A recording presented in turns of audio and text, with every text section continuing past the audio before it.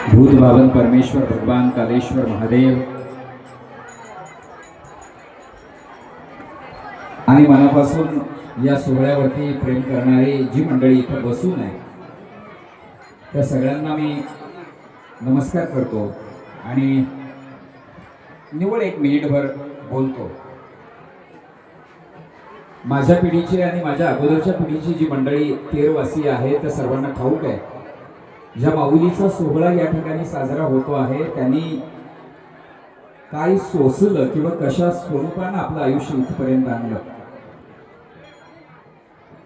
मला बऱ्याचदा असं वाटलंय की इथं जे वैभव निर्माण झालं ते त्या पेट्रोल पंपाचा असो किंवा या वारकरी शिक्षण संस्थेचा असो, त्याच्या पाठीमागचा जो आशीर्वाद आहे तो केवळ आईचा आहे।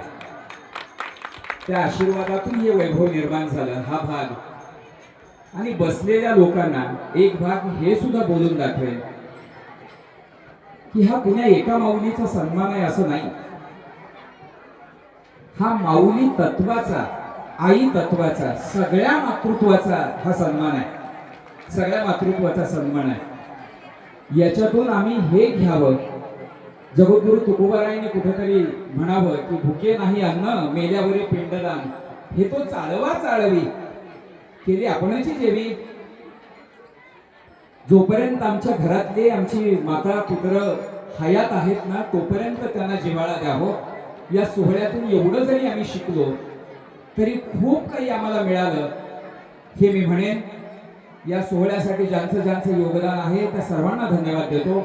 सोहळा आनंदाचा झाला हे मी स्वतः अंतःकरणापासून प्रामाणिकपणे व्यक्त होतो।